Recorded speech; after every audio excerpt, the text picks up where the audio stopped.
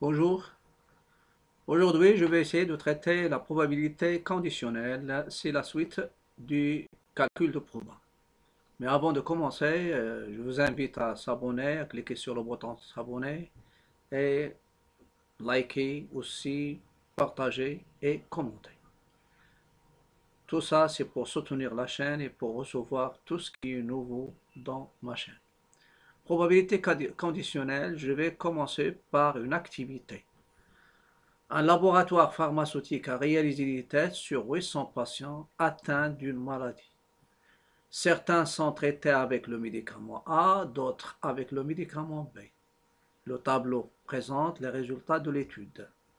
Un tableau où il y a normalement les guéris, les non guéris, le total, et médicament A, médicament B, et bien sûr, il y a un total vertical. Les guéris avec médicament A, c'est 388. Avec médicament B, c'est 291. Et le total des guéris, c'est 674.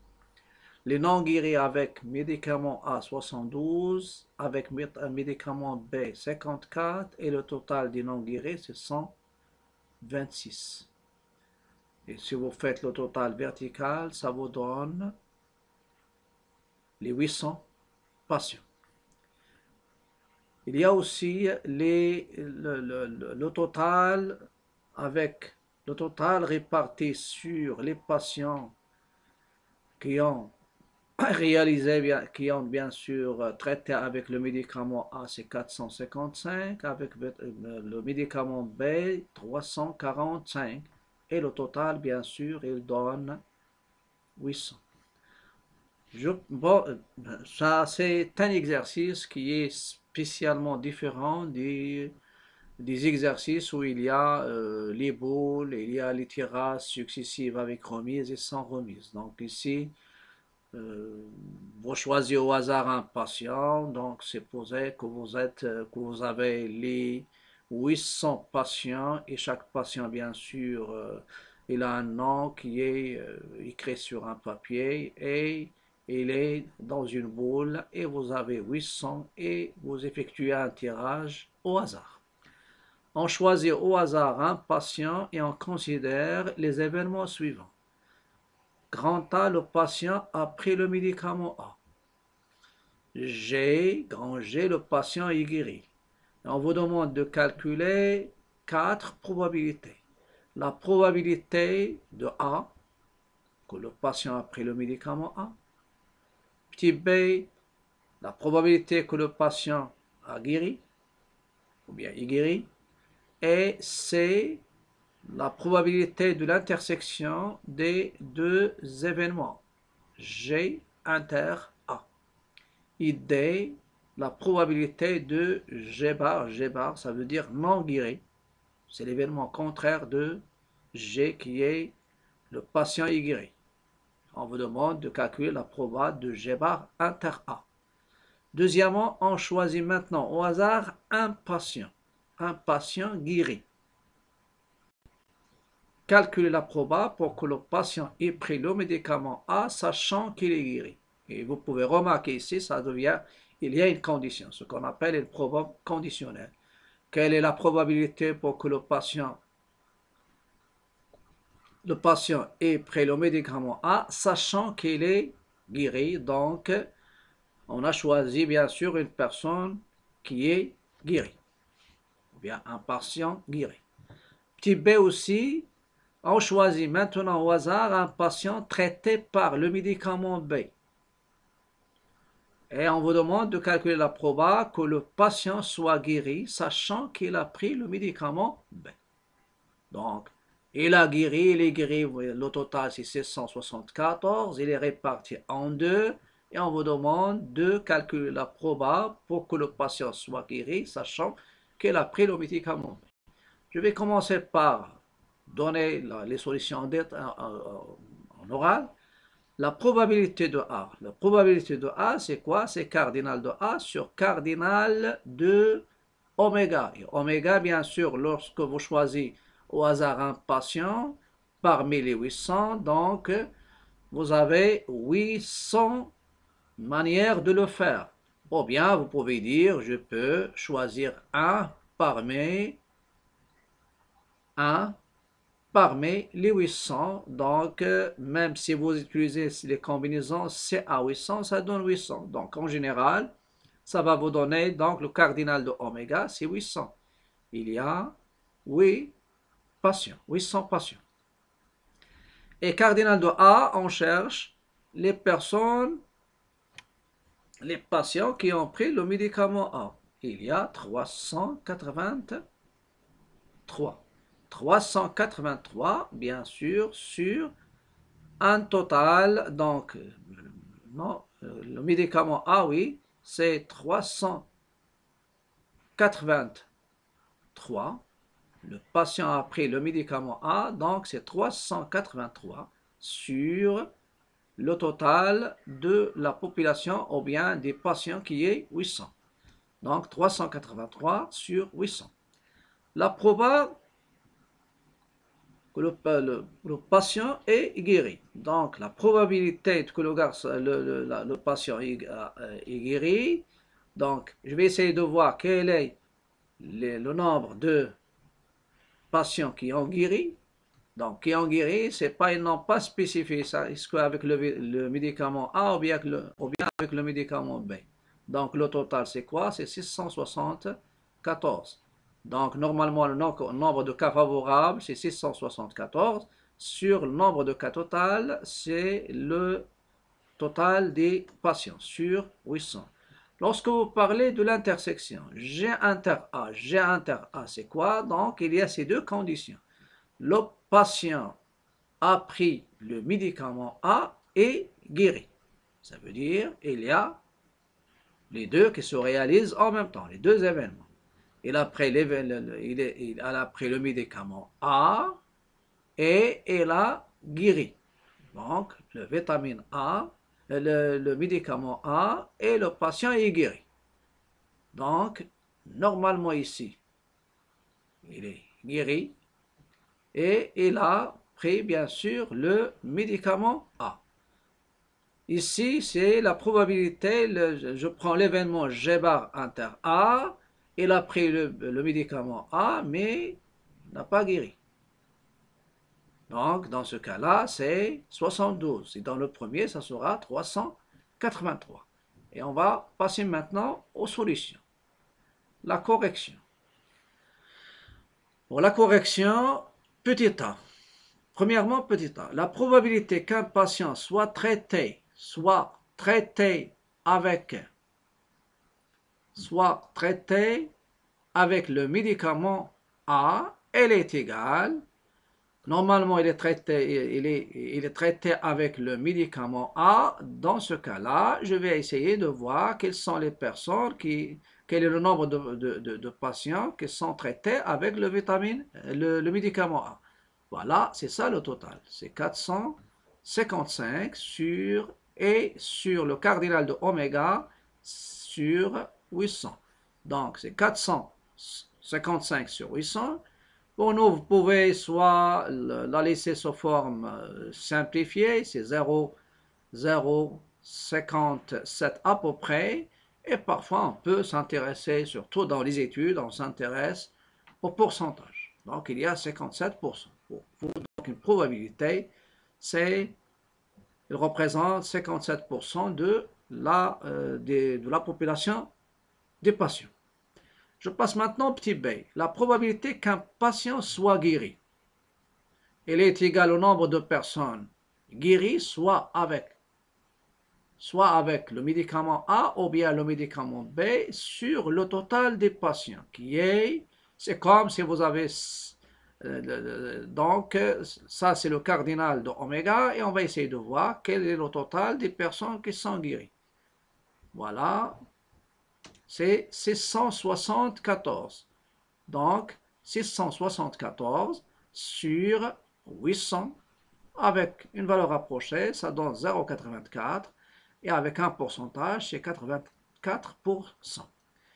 Tisser les intersections. La proba qu'un patient soit guéri et qu'il soit traité par le médicament A. Elle est égale. Donc ça, c'est ça l'événement. C'est-à-dire vous avez deux conditions en même temps. Il est guéri et ça, c'est pour l'intersection. Ça, c'est pour l'intersection. Il est guéri et traité par le médicament. On va essayer de voir quelles sont les personnes, parce que la lecture des tableaux, il y a les intersections. Donc, il est guéri et il a pris le médicament. Voilà, donc le nombre, c'est 383 sur le total de la population. 383 sur le nombre de patients traités. Donc, c'est comme si vous avez C1, 80, C1 383, je prends 1 parmi les 383, ou bien ça donne 383, c'est le nombre de possibilités de choisir une personne qui est guérie et traitée par le médicament A sur le total. Ça donne 0,48 et c'est 48%. Même si on ne donne pas le pourcentage, c'est juste aussi. Je passe maintenant D. La probabilité qu'un patient ne soit pas guéri et qu'il est traité par le médicament. La même chose, ça c'est le ET, il indique l'intersection.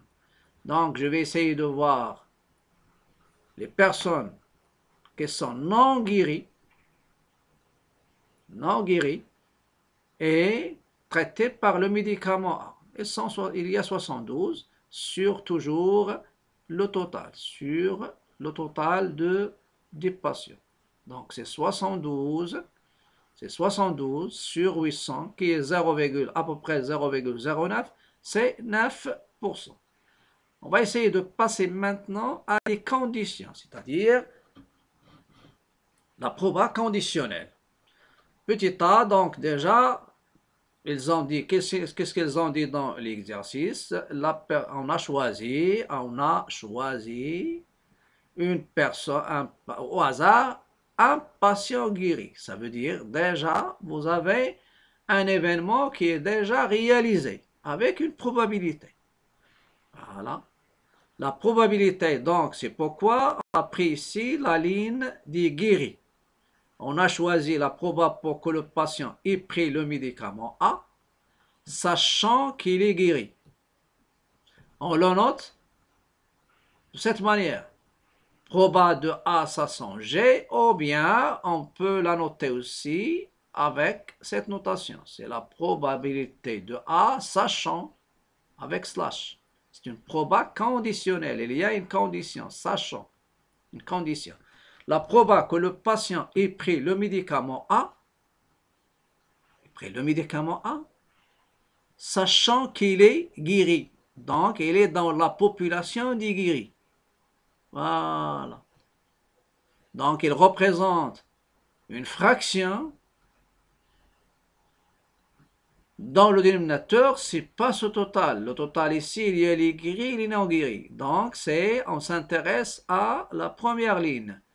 Donc, j'ai déjà la personne, elle est guérie. Donc, elle est dans la partie des guéris. Et la partie des guéris, c'est une partie du total qui est 800 et il représente 600. Il est représenté par 674.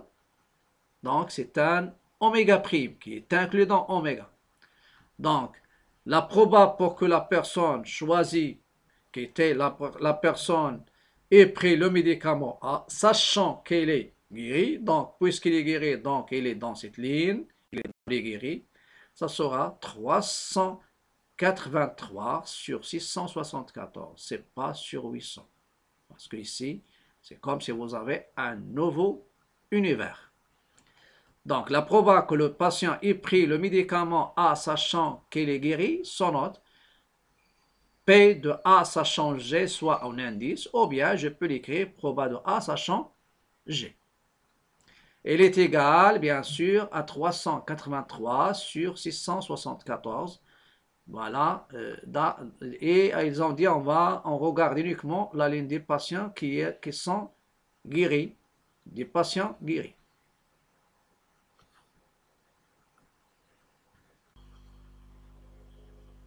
Donc, la probabilité de A, sachant que l'événement G est réalisé, il est égal à 383 sur 674, il est à peu près 0,57, et en pourcentage, on peut donner le résultat sous forme bien sûr de fraction, irréductible, ou bien à peu près, ou bien sous forme de pourcentage.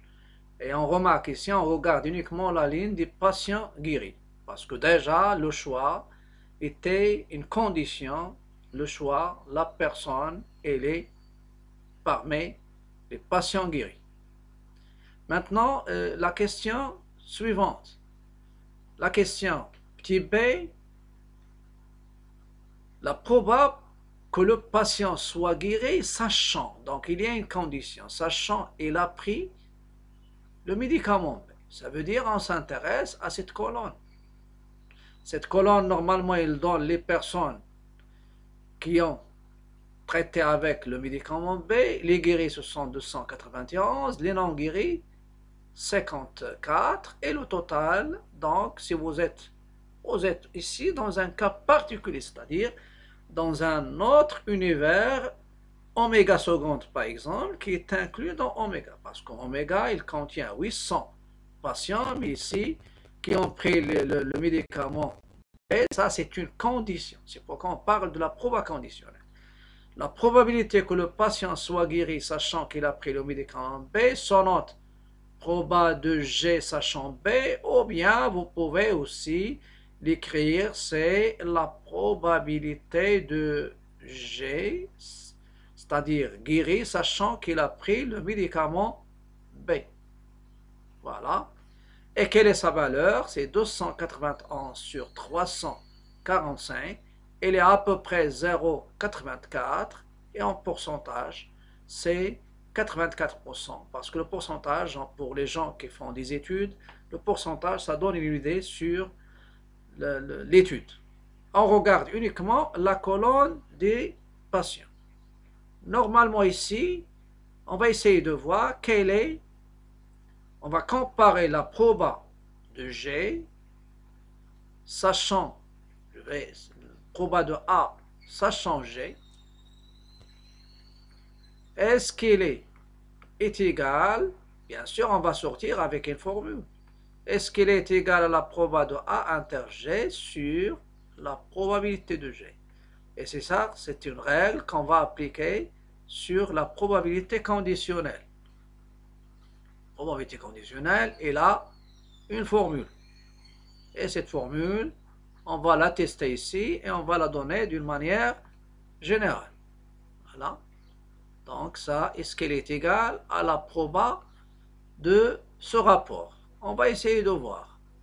On a la proba de A inter G sur la probabilité de G. On a déjà calculé ça. La probabilité de G, on a déjà calculé dans la même ligne, c'est-à-dire dans la question numéro 1, on a trouvé 383 sur 800. 383 sur 800. Et la probabilité pour que la personne est guérie, c'est 674 sur 800. Et vous pouvez simplifier ici, et simplifier, pardon, et ça vous donne la probabilité demandée.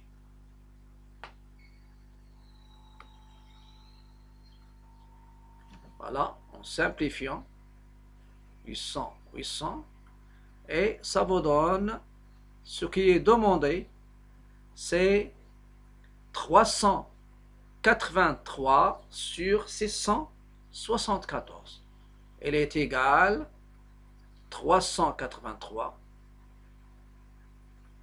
sur 674. Et celle-ci, c'est quoi? C'est la probabilité de A sachant G. Ça, c'est une probabilité, bien sûr, conditionnelle. C'est une probabilité avec une condition. C'est ça, son nom l'indique. Probabilité conditionnelle. Voilà. et je vais vous donner la règle du proba conditionnel. Normalement, ici, dans la situation qu'on a, on a la possibilité d'après le tableau, et de faire la lecture pour en déduire des probas directs ou bien des probas conditionnels.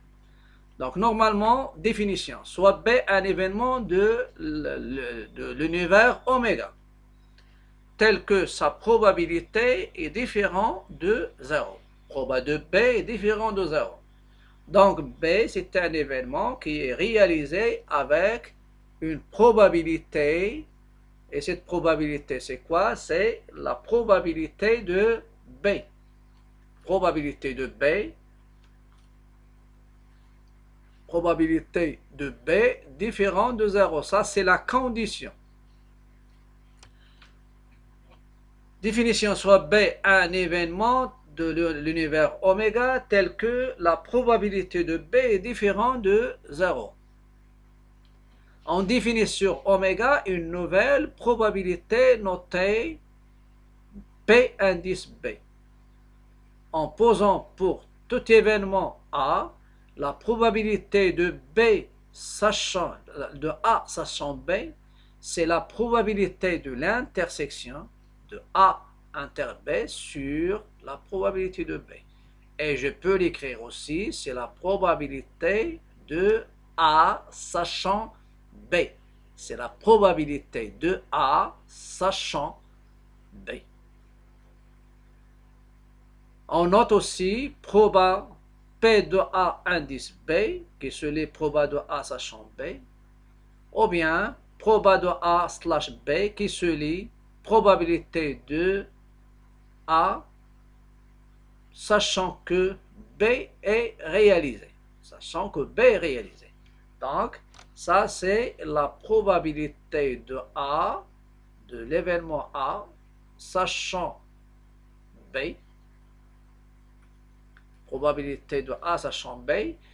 Et donc, qui se lit probabilité de A sachant. Donc, il y a cette condition. Sachant. Sachant que B est réalisé, bien sûr, avec une probabilité bien déterminée. Donc, ça, c'est la probabilité de A sachant B. Voilà. La suite, quand est-ce deux événements? On va essayer de voir quand est-ce deux événements sont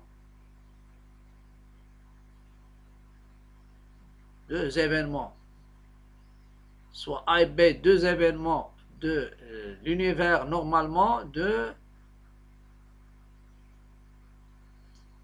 tel que proba de B est différent de 0.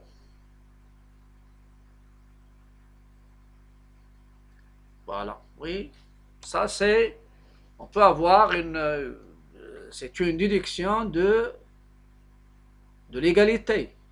Vous avez proba de A sachant B, c'est la proba de l'intersection sur la probabilité de B. Donc dans ce cas-là, à partir de ça, vous pouvez multiplier ces deux-là, et ça vous donne la proba de l'intersection, c'est la proba de B fois la proba de A sachant B. Donc celle-ci s'appelle formule de la probabilité composée. Et quand est-ce la proba de l'intersection elle est égale au produit des probas? Lorsque, si vous avez cette condition, alors on peut dire que les événements sont indépendants. C'est la définition. On dit que deux événements A et B sont indépendants lorsque la probabilité de l'intersection égale la proba de B fois la proba de A. Donc ici, c'est formule de probabilité composée. Formule du proba, formule de probabilité composée. Voilà. Ça vous permet bien sûr de, si vous avez la probabilité de A sachant B, et si vous connaissez bien sûr la probabilité de la condition, alors ça vous donne la proba de l'intersection. Donc, c'est une formule de probabilité composée.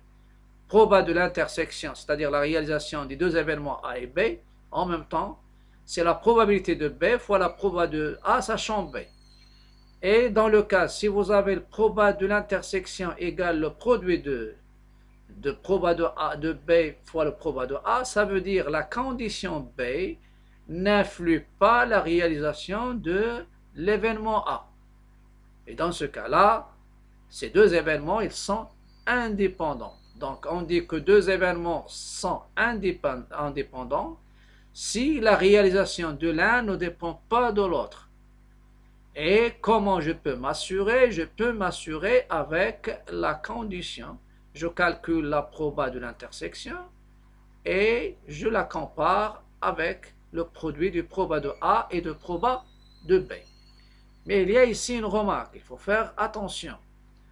On a deux événements sont indépendants, c'est la probabilité de l'intersection égale produit du proba, et c'est les différents, ils sont dépendants, mais il y a aussi incompatibles.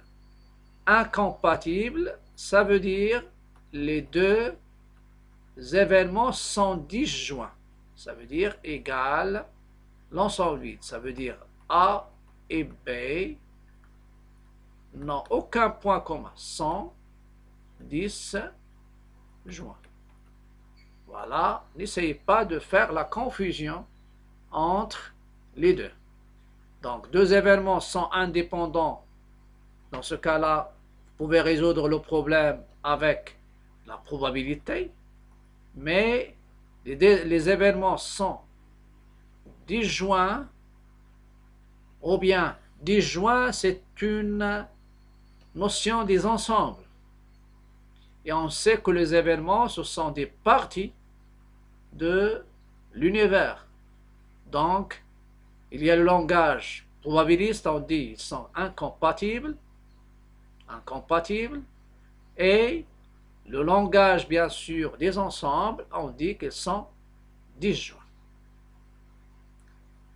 Après, on va traiter les exercices sur la probabilité conditionnelle. Mais avant de passer, il y a cette formule de probabilité composée. Et il y a aussi formule de probabilité totale.